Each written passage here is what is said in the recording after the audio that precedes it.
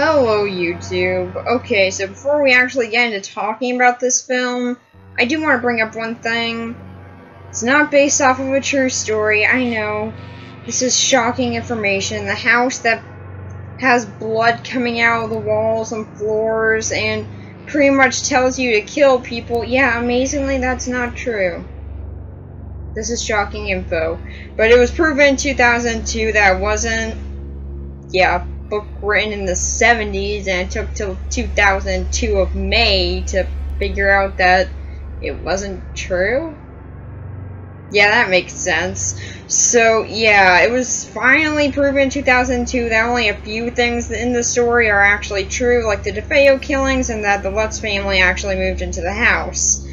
And pretty much they came up with the whole ghost idea just as a way to get publicity. Which, seeing as there are still movies being made, I guess that did work. So, let's take a look at the very first movie that they made about it. The Amityville Horror. Let's get into it. So, the movie begins with the DeFeo killings, and then fast forward 20 years later. I guess nothing important happened in between that time. So, the house is being sold for a pretty reasonable price, you know, due to that little thing of murder.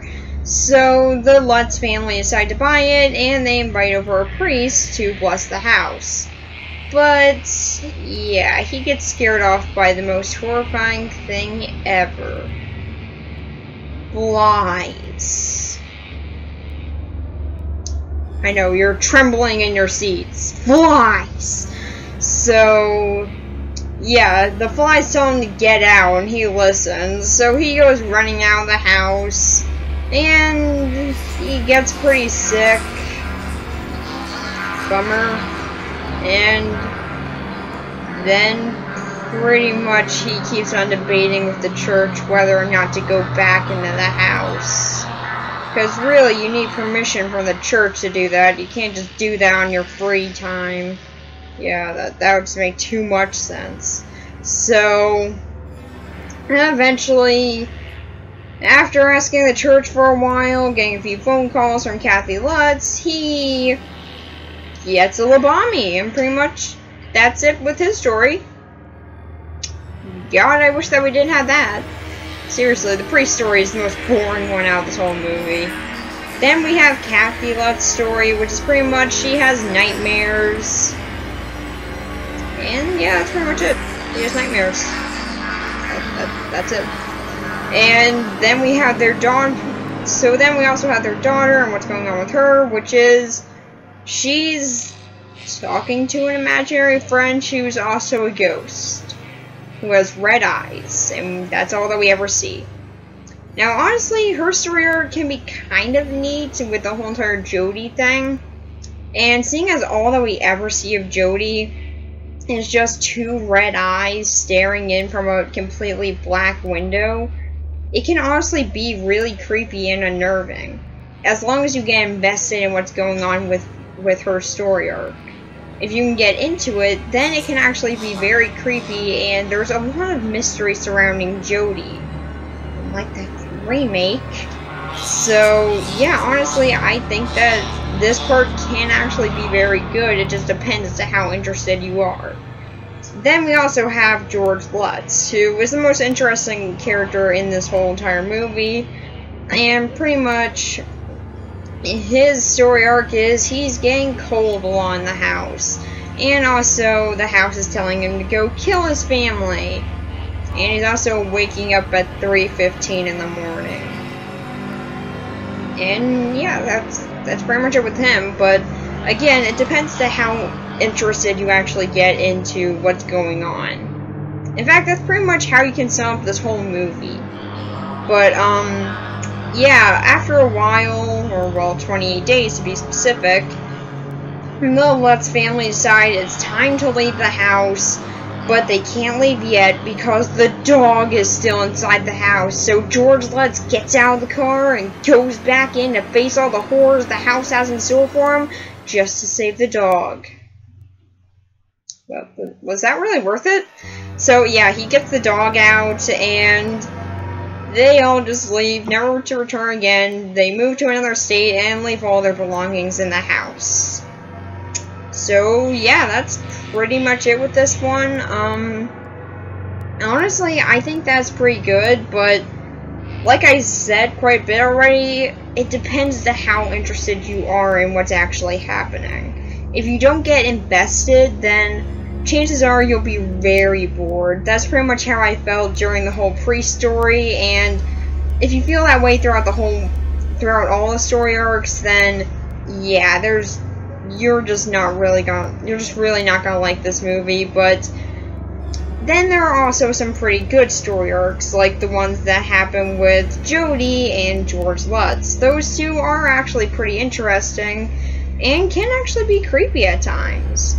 So yeah, to me it just really depends as to how invested you get into this.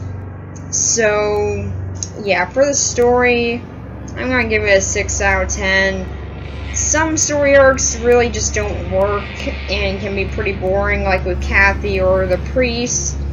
But then there are others, like the ones with Jody and George Lutz, that can actually be pretty engaging and can hold your interest and can even get you kind of freaked out at times. So yeah, that's pretty much it with the story. Let's get on to the characters. So for the characters, there really aren't that many to talk about. There are a lot of them that come into the movie, but when you get down to the ones that are actually pretty important, there are only 3. So the first one is George Lutz, who, like I said before, is the most interesting character in this movie.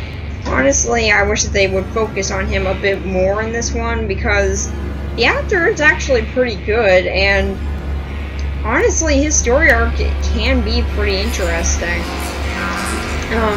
He actually does get a pretty good story arc, and you can see how much he really does care for this family, even though they're not his own. It's actually a pretty nice story, and frankly, I just like following this character. So yeah, he was actually very likable. Then we got Kathy Lutz, who, while also pretty likable, there's just something about her that didn't really fully click with me. Like, her overall personality at times can be kind of irritating, but that's just a minor thing with her. She is very likable in her own right. Then we got the priest, who, yeah, like I said, he's the most boring one of this whole movie, and I still stand by that. He is not an interesting character, really. I honestly don't get why he was afraid of flies. Like, I can get being afraid of the voice, but the flies, like, they're just flies in your face. Just walk out of the room. It's not that hard to beat flies. So, yeah, honestly, with him, it just depends if you can actually find him interesting in some way. But personally, I just really didn't. He just really got boring to me. So yeah, those are pretty much it for the main characters. Like I said, there are a lot of other ones that come in that are very minor. Like the kids, you would think would have a big part in this movie. They really don't. The only one that kind of does is the daughter, but yeah, even at that, she's not really that important to the movie. And there are also some of the priest's friends who kind of play a part, I guess, but really they aren't that important when you get down to it. So yeah, for the characters, I'm gonna give them a 5 out of 10. Honestly, there aren't really that many that are that strong in this, but there are some that do really shine through and can actually be pretty good. It just depends to which one you're looking at. There are a lot of minor characters, and some of them can actually be pretty good. Like some of George's friends, they can be pretty good. But there are also some, like the priest's friends, who honestly I just didn't really find to be that interesting. So yeah, 5 out of 10. So what did I think about this movie overall? Well, really, I'm pretty indifferent about it. For one, it can be creepy at times, and also some of the story arcs and characters can be interesting, but there are also quite a few of them that pretty much fail in their own right. Like the priest, he can be very boring and honestly has no real point. And there are quite a few other things like that in this movie that just really end up going nowhere. Like the Red Room, where did the point in that actually come from? Like, there was no point in having that Red Room. Like, outside just opening it up to see, look, there's a Red Room. Ooh. Like, I guess that kind of makes sense, seeing as the original room that they're talking about in the actual house was just a completely ordinary, non-hidden room in the basement, but yeah, still, it would have been nice to have actually had some point in that, outside of just having some weird red room in the basement. But also, another good thing about this movie is the effects. They're actually very good, and actually do so very much hold up. Like the blood coming out of the walls and everything, that honestly looks very good. So, yeah, there are quite a few things about this movie that I do like, but yeah, there's also quite a lot more that I really don't. So, for the overall story, for the overall movie itself, I'm going to give it a 6.5 out of 10. Honestly, there are quite a few things that could have been improved in it, but all in all, for what it tries to do, it does it pretty well. So, yeah, that's pretty much it for the Amityville Horror. Next week, we're finally going to be done with October, unfortunately, because I really like October, and I love talking about horror movies, but unfortunately, this time of year has now come to an end, so next week, we are going to be looking at a movie that's not related to Thanksgiving at all, Sinbad. Not the one by Ray Harryhausen, the one by DreamWorks Animation. So, yeah, that's pretty much it. Bye.